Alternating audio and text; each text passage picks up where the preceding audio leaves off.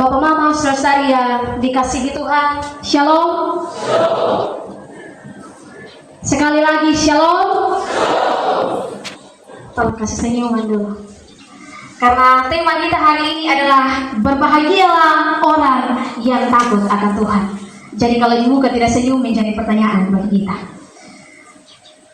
Bapak Mama, saudara-saudari yang dikasihi oleh Tuhan,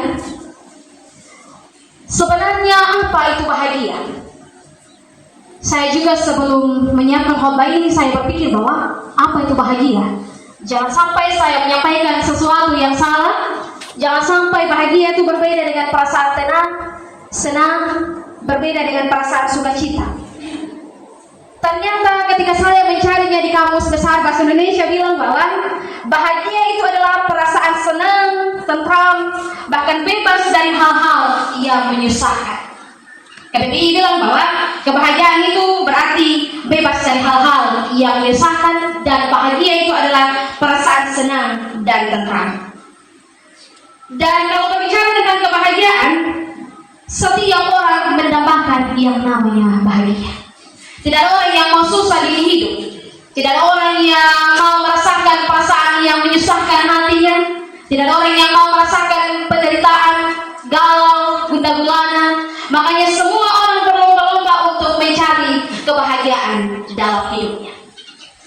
Dan bahwa saudara yang dikasihi Tuhan, bahwa setiap orang juga ingin punya standar atau indikator tentang kebahagiaan itu sendiri. Ada yang bahagia ketika dia punya prestasi yang baik. Ada yang bahagia ketika dia punya pekerjaan yang layak. Ada yang bahagia ketika dia punya keadaan ekonomi yang mapan. Ada yang bahagia ketika dia punya keluarga yang utuh. Ada yang bahagia karena dia bilang dia nikah muda. Tetapi ada juga yang bahagia sekalipun dia tidak menikah. Ada yang bahagia kemarin mungkin karena dia dapat coklat Valentine. Bagaimana anak-anak muda? Ya, setiap orang punya standar kebahagiaannya masing-masing. Dan dalam beberapa kesempatan ketika saya dengan kami sering bercerita di dapur, kami bilang begini. Dan kami ternyata sekolah minggu ini punya kebahagiaan itu sangat sederhana. Ketika pada ibadah kar atau kegiatan sekolah minggu ada games yang seru, ada lagu yang baru, bahkan ada guru sekolah minggu yang dengan ceria memberi diri untuk melayani bagi mereka. Bahkan coklat ataupun gula-gula itu menjadi kebahagiaan tersendiri bagi anak sekolah minggu. Jadi setiap kali anak sekolah minggu lihat kami itu, wah mana games kami, bagaimana dengan coklat dan gula-gula, atau hari ini kita punya permainan apa. Jadi standar kebahagiaannya anak sekolah minggu itu sangat sederhana. Tetapi kebahagiaannya anak sekolah minggu itu tidak lagi menjadi relevan bagi kehidupan kita pemuda atau orang tua. Kalau orang tua pikir hutang mau kasih coklat juga tidak akan pernah bikin bahagia dia punya hidup. Apalagi kasih gula-gula tidak akan bahagia memang. Anak muda juga mau kasih gula-gula, mau kasih coklat juga mau bikin genceng bagaimana. Tapi kalau dia ada sementara gundah gulana karena baru habis putus, tidak akan ada yang bikin dia bahagia. Jadi indikator kebahagiaan setiap orang itu berbeda-beda. Bahkan kita semua yang ada dalam ruangan ini punya kebahagiaan yang berbeda-beda. Bapak-bapak saudari yang diberkati oleh Tuhan, kebahagiaan itu menjadi dambaan dan impian bagi kita semua. Namun fakta yang perlu kita sadari bahwa kita hidup di tengah-tengah dunia yang terkadang membuat kita tidak bahagia. Saya bilang terkadang, tapi tidak selamanya bahwa kita tidak bahagia. Tapi ada situasi di mana kita menjadi orang-orang yang tidak bahagia oleh karena berbagai persoalan dan tantangan hidup. Ada yang bilang dia bahagia ketika dia punya harta yang banyak, tetapi pada faktanya harta yang dimiliki terkadang tidak menjamin kebahagiaan. Ada orang yang bilang bahwa pendidikan yang tinggi membawa kebahagiaan, tetapi pada kenyataannya semua orang yang berpendidikan tinggi belum tentu bahagia. Dunia selalu menawarkan kebahagiaan yang sifatnya eksternal, atau di mana ketika keadaan kita menjadi baik-baik saja, kita punya segala sesuatu, kita hidup dalam kondisi yang mapan, baru dikatakan berbahagia. Tapi bagaimana dengan standarnya Tuhan? Kalau kita ingat petunjuk hidup baru tadi bilang, kebahagiaan yang ditawarkan oleh Yesus Kristus justru berbanding terbalik dengan kebahagiaan yang ditawarkan oleh dunia.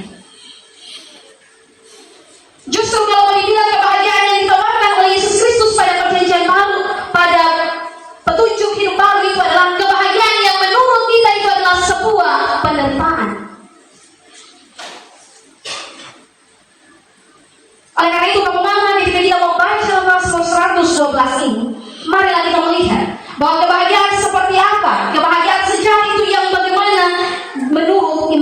Kristen itu sendiri. Sebelum kita membaca Mazmur 112, tentu kita melihat pada bagian Mazmur 111, di situ dia menggambarkan tentang sifat-sifat Allah atau kebajikan Allah itu sendiri. Dan kemudian pada Mazmur yang ke-112 ini berbicara tentang orang yang takut akan Tuhan atau kebahagiaan sejati itu diperoleh ketika kita meniru sifat-sifat Allah atau imitasi diri.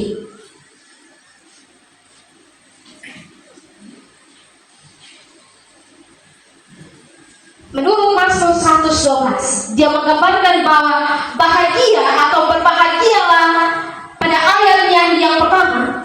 Jika kita terjemahkan itu dalam bahasa aslinya, yaitu Esher, atau dalam kata kerja Asyar, yang berarti melangkah maju atau berjalan di jalan yang lurus. Jadi berbahagia menurut pemazmur atau yang dimaksudkan oleh pemazmur di sini adalah kita bahagia ketika kita melangkah maju dan kita melangkah pada jalannya Tuhan. Ya, berbeda dengan kebahagiaan yang kalau dunia bilang atau KBBI bilang bahwa kebahagiaan itu adalah senang, tentram, bebas dari hal-hal yang menyusahkan. Tetapi kalau pemazmur bilang bahwa berbahagia atau bahagia itu adalah ketika kita melangkah maju dan berjalan di jalan yang lurus, yaitu jalannya Tuhan. Dan yang kedua, kita melihat pada bagian berbicara tentang takut akan Tuhan. Takut akan Tuhan dalam bahasa Ibrani atau bahasa aslinya berbicara tentang yirah atau yareh, yang berarti lebih dari sekedar perasaan takut, tetapi itu adalah perasaan kagum, hormat atau takjub, dan juga perasaan taat kepada Tuhan. Jadi takut akan Tuhan sederhananya menurut pemazmur adalah ketika kita mengagumi Tuhan itu sendiri, takjub akan kuasa Tuhan, dan kita taat kepada Tuhan. Berbeda dengan ketakutan dunia. Kalau dunia takut berarti menghindari sesuatu itu, kita lari untuk menjauh. Tetapi takut dalam pandangan Alkitab yaitu ketika kita punya perasaan kagum, hormat, dan berbicara tentang ketaatan. Lalu takut akan Tuhan di sini dia berbicara tentang sesuatu yang mendatangkan kebaikan, yang mendatangkan kedamaian dalam kehidupan manusia. Bahkan takut akan Tuhan itu memberikan perasaan tenang dan damai dalam kehidupan manusia. Bahkan dalam takut akan Tuhan menjamin berkat dalam kehidupan manusia. Kalau takut kepada manusia, kita dihantui perasaan tidak tenang, kita dihantui akan perasaan bersalah, kita tidak bisa makan, tidak bisa tidur. Tetapi takut akan Tuhan menjamin ketenangan dan menjamin berkat dalam kehidupan kita. Bapak-bapak saudara yang dikasih oleh Tuhan, kalau kita mengingat tadi akan pemimpin dia bilang permulaan hikmat adalah takut akan Tuhan. Sama seperti Amsal bilang bahwa takut akan Tuhan adalah permulaan pengetahuan, tetapi orang bodoh menghina hikmat dan didikan. Dan di dalam hikmat itulah yang memampukan manusia untuk membuat keputusan-keputusan hidup yang benar. Bukan saja keputusan yang baik, tetapi juga harus benar. Karena segala sesuatu yang baik belum tentu benar dalam kehidupan kita. Oleh karena itu, Bapak-Bapak, jika demikian, maka standar kebahagiaan menurut pemazmur itu sendiri adalah bahagia ketika orang itu takut akan Tuhan. Itulah kebahagiaan yang ditawarkan oleh pemazmur. Jadi semoga ini menjawab pertanyaan kita selama ini. Kita bilang bahwa sama saja, mau bilang juga kaya tidak kaya, tidak salah untuk menjadi kaya, tetapi belum tentu kita merasa bahagia. Ada juga yang bilang bahwa punya kedudukan atau tahta itu tidak membuat orang bahagia. Ya, itu dalam pandangan ukuran-ukuran yang diberikan oleh dunia. Tetapi kalau kita pakai ukurannya Tuhan, maka kita akan menemukan kenapa selama ini ketika segala sesuatu yang kita punya tidak menjamin kebahagiaan dalam kehidupan kita. Kalau orang menikah dia bilang dia punya pasangan hidup akan membuat dia bahagia, tetapi faktanya banyak perceraian di mana-mana. Bahkan justru orang yang menjalani kehidupannya dengan sendiri atau tidak menikah, ya kadang lebih bahagia. Ada orang yang bilang bahwa kalau punya anak itu akan menambah kebahagiaan, tetapi justru ada orang yang tidak bahagia ketika dia punya anak, karena dia tidak bisa memberikan makan, minum, tidak memberikan kehidupan yang layak. Tetapi justru ada orang yang dia tidak punya anak, tetapi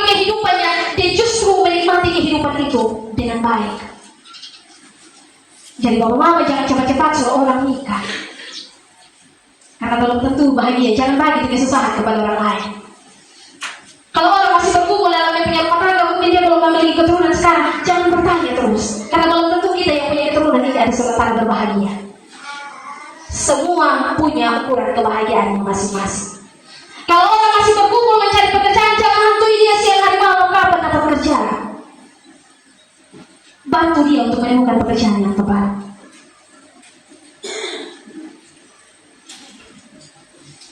Kebahagiaan yang sejati tidak terletak pada segala sesuatu yang ditawarkan atau berdasarkan standar dunia atau semua yang kita lihat nampaknya baik-baik saja.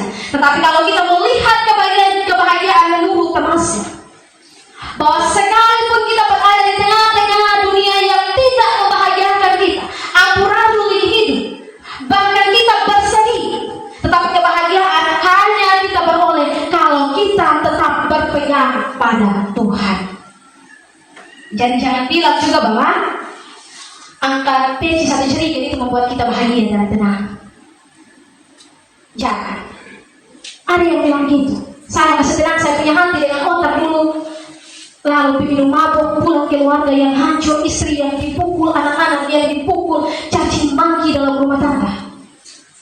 Saya percaya bahwa di Manupara ini tidak ada yang suka cari kebahagiaan di pinggir jalan dengan satu slogan, ya, amin kalau Mama. Amin. Baik. Dan kebahagiaan itu juga tidak kita temukan ketika kita punya uang yang banyak karena kita menyampai ayam. Tidak. Itu tidak berjalan lurus pada kehendaknya Tuhan. Amin Bapak Mama. Ya, saya percaya di Manupara tidak ada yang taji ayam. Semua piara ayam karena mau memberikan makanan gizi yang baik bagi anak-anak. Amin. Amin. Jadi habis ini kalau saya lihat di mana saja ada yang gendong ayam, ya, saya akan bertanya, apakah bahagia kok? Ya. Tidak ada orang yang dia hanya bahagia saja ketika dia hanya menghabiskan waktu 24 jam untuk scroll TikTok. Dan kemudian dia menjadi orang yang bermalas-malasan. Saya percaya anak-anak muda di GKI Manupara punya kreativitas yang tinggi. Ingat bahwa scroll TikTok 24 jam itu hanya menawarkan kebahagiaan yang semu. Orang punya hidup sudah jauh ke depan, kita masih tinggal di atas tempat tidur. Orang sudah sampai di Jakarta, Amerika dengan liburan menikmati hasil kerja kerasnya, kita masih menikmati tempat tidur. Tidak ada orang juga yang berbahagia kalau dia tersinggung dengan orang lain, kalau dia memilih untuk menjauh daripada Tuhan. Tidak ada. Itu yang kita temukan adalah kecelakaan, kehancuran. Takut akan Tuhan akan mendatangkan kebahagiaan. Berarti kalau kita tidak takut akan Tuhan, apa yang terjadi Bapak Mama? Kira-kira kalau tidak takut akan Tuhan, apa yang akan kita dapatkan? Kesia-siaan, kehancuran, perasaan tidak bahagia. Jadi hari ini saya punya kerinduan yang besar, bahkan kita semua punya kerinduan yang sama, bahwa kebahagiaan yang sejati akan kita temukan dalam cara hidup yang benar, pada cara hidup yang keliru. Tidak ada orang yang bahagia ketika dia habis bekerja sudah mati hancur-hancuran satu rumah semua, menimbulkan sakit hati serumah, lalu dia bahagia. Tetapi kebahagiaan itu datang ketika kita mampu untuk duduk bersama-sama, memperkatakan kata-kata hikmat yang menyenangkan hati orang lain, yang memberikan ketenangan bagi orang lain. Oleh karena itu, Bapak Mama, dari kebenaran firman Tuhan pada saat ini, mari kita belajar beberapa bagian penting yang boleh menjadi perenungan bersama bagi kita semua. Yang pertama, marilah kita belajar bahwa kebahagiaan yang sejati terletak pada sikap hormat dan melakukan perintah Tuhan. Seperti tema kita bahwa berbahagialah orang yang takut akan Tuhan. Takut akan Tuhan berarti memberi diri untuk tunduk dan taat kepada kehendak Tuhan. Kalau menjadi orang yang memberontak, yang tidak mau mendengarkan didikan, maka percayalah, kita tidak akan pernah menemukan kebahagiaan itu. Kita mau pindah gereja berapa kali juga Bapak tidak akan pernah berbahagia. Kita mau ganti pasangan hidup berapa kali juga tidak akan pernah berbahagia kalau tidak ada perendahan diri, sikap taat dan hormat dalam kehidupan kita. Jadi kunci yang berbahagia adalah takut akan Tuhan, punya sikap taat itu sendiri. Jadi jangan ada yang bilang dalam kita punya kehidupan, saya punya karakter dari lahir sudah ditetapkan menjadi orang yang cerewet. Saya punya karakter dari lahir sudah ditetapkan menjadi orang yang kepala batu, yang keras kepala. Jadi kalau saya sudah bilang A, tidak ada yang bisa bilang B lagi. Semua harus bilang A. Baik kalau A dengan kebenaran. Tetapi kalau A dengan keegoisan yang salah dan membawa pada kehancuran, maka yang kita temukan juga adalah kehancuran itu sendiri. Berilah dirimu untuk dibentuk. Taatilah perintah Tuhan. Jangan menjadi pribadi yang egois. Dan yang kedua, marilah kita belajar bahwa kebahagiaan hidup ketika kita menjadi berkat bagi orang lain. Pada ayatnya yang kelima hingga ayatnya yang ke-9, orang yang takut akan Tuhan adalah orang yang bermurah hati. Dia menirukan sikap Tuhan yang bermurah hati. Ia adalah orang yang mau berbagi. Ia adalah orang yang peduli. Tetapi menjadi pertanyaannya bagi kita, bagaimana sudah fikir? Selama ini kami sudah membagi, kami memberi, tapi kami punya kepercayaan untuk memberi dan berbagi itu disia-siakan, disalahgunakan. Lalu saya mau berhenti sudah untuk menjadi orang yang mau berbagi dan peduli. Bapak Mama, panggilan untuk hidup menjadi berkat bagi orang lain, panggilan untuk peduli adalah panggilan Tuhan bagi kita, bukan panggilan manusia dalam hidup kita. Itu adalah panggilan dari Tuhan. Karena Allah tahu bahwa kehidupan kita adalah kehidupan yang sudah diberkati oleh Tuhan. Dan Allah mau supaya kita menjadi berkat bagi orang lain. Allah tidak mau kita menjadi pribadi yang menipu lalu kita pikir itu akan menghasilkan kebahagiaan. Ternyata tidak. Bahwa kebahagiaan yang sejati yang ditawarkan oleh pemasmur adalah ketika kehidupan kita mau untuk berbagi kepada orang lain. Makanya kalau orang sudah berbalas kasih untuk mau berbagi, jangan sia-siakan orang punya kepercayaan. Kerjakan segala sesuatunya dengan penuh kejujuran dan terimalah berkat-berkat yang sudah dibagikan oleh orang lain dengan penuh tanggung jawab dan syukur. Pemasmur bilang bahwa orang yang paling bahagia adalah yang memberi kebahagiaan bukan berasal dari apa yang kita genggam, tapi dari apa yang kita lepaskan untuk memuliakan Tuhan. Dan pada bagian yang berikutnya adalah bahwa orang yang berbahagia itu adalah ketika situasi hidup yang sedang tidak baik-baik saja, dunia penuh dengan kabar buruk, isu-isu yang buruk yang mungkin merusak hati kita, batin kita. Tetapi ketika orang tetap berpegang pada Tuhan, dia tetap memandang pada Tuhan, tidak ketagihan dengan hal-hal yang di luar daripada Tuhan, maka di situ ada kebahagiaan. Dunia hanya menawarkan kebahagiaan yang sementara, tetapi Tuhan ketika berjalan bersama-sama dengan Tuhan ada kebahagiaan. Itu mengapa tadi pas petunjuk hidup baru bilang bahwa kalau kita lihat semua kebahagiaan itu bertentangan dengan kebahagiaan yang ditawarkan oleh dunia. Tetapi kebahagiaan itu bahkan dibilang bahwa para nabi itu sudah mati menderita, tetapi Tuhan bilang berbahagialah mereka. Kenapa?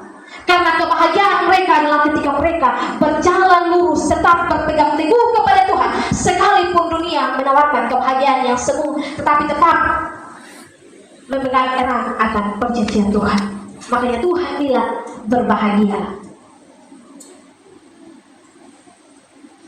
Dan di sini dalam kebahagiaan yang sejati, dalam sikap takut akan Tuhan, ada jaminan hidup yang Tuhan bilang bahwa berbahagialah keturunan, berbahagialah anak cucunya. Mungkin kita berpikir bahwa kebahagiaan itu ya tidak dapat dipungkiri, bahwa memang kebahagiaan itu ketika kita mampu mewariskan kehidupan yang layak bagi anak-anak kita, mampu mewariskan kehidupan keadaan ekonomi yang layak bagi anak-anak kita. Tetapi jauh lebih berbahagia kalau kita mewariskan iman yang baik bagi anak-anak kita. Dan mewarisi iman yang baik itu lahir bagaimana cara kita hidup semasa hidup kita. Kebahagiaan yang bersifat duniawi mungkin sifatnya terbatas, Bapak. Saya pernah bilang di komisi Bapak bahwa kalau orang tua hanya mewariskan sertifikat tanah, ada anak yang sampai berkelahi, baku bunuh, perkara batas-batas tanah, perkara sertifikat tanah. Tetapi kalau kita mewariskan iman yang baik, maka mereka tahu cara untuk bertindak sekalipun mereka ada di tengah-tengah kesulitan hidup. Mewarisi kehidupan yang baik memanglah baik, tetapi jauh lebih baik kalau kita mewarisi iman dan karakter yang baik bagi anak-anak kita. Bapak Mama saudari yang diberkati oleh Tuhan, Biarlah dalam seluruh kebahagiaan kita, dalam upaya kita untuk mencari kebahagiaan dalam hidup ini, kerjakan itu dalam rasa takut akan Tuhan. Maka di sanalah ada kebahagiaan yang sejati. Amin untuk firman Tuhan.